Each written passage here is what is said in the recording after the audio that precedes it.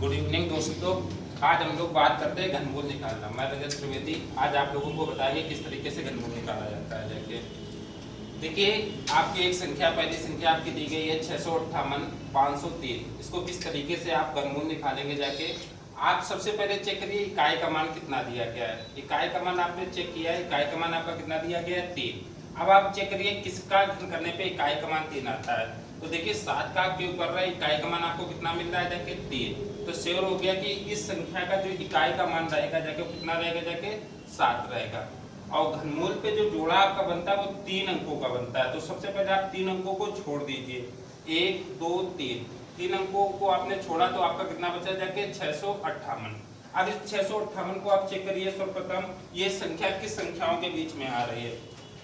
तो आप देख पा रहे हैं जो बचा हुआ संख्या 658 है वो 512 और 729 के बीच में आ रहा है जाके। जो 658 है वो आपका किसके बीच में आ रहा है, 512 और 729 के बीच में। तो जो संख्या की बचती है उससे हमेशा छोटी वाली संख्या लेनी है। तो 658 से छोटा क्या है 512।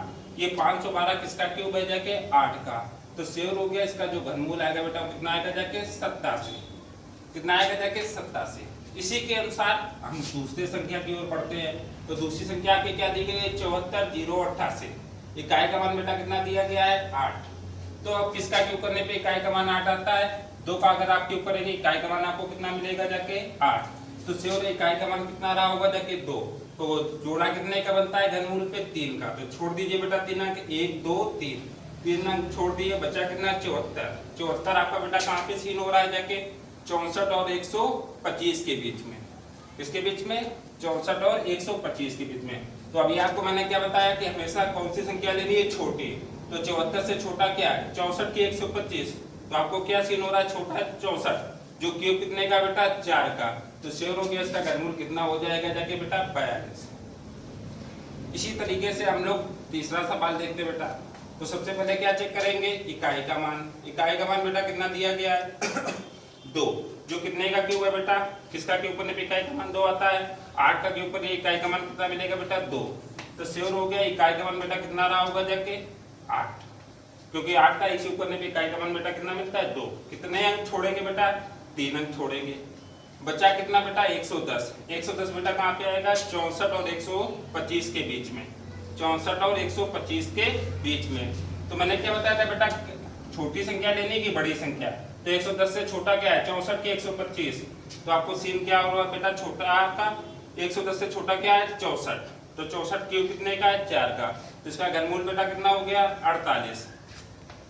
इसी के हिसाब से बेटा आते हैं अगली संख्या पे। अगली संख्या आपकी क्या दी गई बेटा 328 509। तो सबसे पहले क्या चेक करेंगे इकाई का मान। इकाई का मान बेटा कितना दिया गया 9। किसका क्यूब करने पे इकाई का मान आपको 9 मिलता है जाके 9 का क्यूब करिए इकाई का मान बेटा कितना मिलेगा जाके 9। तो श्योर हो गया बेटा इकाई का मान कितना रहा होगा जाके 9। इसके बाद कितने अंक छोड़े जाएंगे जाके 3 अंक।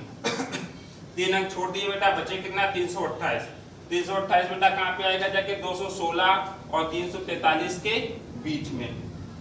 216 और 343 के बीच में। मैंने क्या बताया बेटा जो बची हुई संख्या होती है उससे हमेशा छोटी संख्या, जिन दो संख्याओं के बीच में वो संख्या आती है उससे हमेशा छोटी संख्या लेनी बेटा। तो छोटी संख्या क्या है 216 की 343। तो आपको सीन हो रहा है बेटा 328 से छोटा क्या है 216। 216 बेटा कितने का क्यूब होता है 6 का। तो श्योर हो गया बेटा यहाँ पे कितना रहा होगा 6। तो श्योर हो गया इस संख्या का घनमूल कितना आ गया 69। अब चलते बेटा अगली संख्या की ओर। तो आपका क्या दिया गया 42 18 75। इकाई का मान बेटा सबसे पहले चेक करेंगे क्या है जाके 5। किस संख्या का क्यूब करने पे इकाई का मान 5 आता है बेटा। तो 5 का क्यूब पर इकाई का मान कितना मिलेगा 5। तो श्योर हो गया इकाई का मान कितना रहा होगा 5। कितने अंक छोड़े जाएंगे बेटा 3। बचा कितना बेटा 421। 421 किन दो संख्याओं के बीच में 421 दिख रहा है बेटा 343 और 512 के बीच में। 343 और 512 के बीच में। मैंने क्या बताया कि जो संख्या जिसके बीच में आती है हमेशा उससे छोटी संख्या लेनी है। छोटी क्या है बेटा 343। 343 बेटा कितने का क्यूब होता है जाके 7 का। यानी दी गई संख्या का घनमूल कितना हो गया 75 यानी 75। ठीक है दोस्तों, आपने आज सीखा घनमूल निकालना।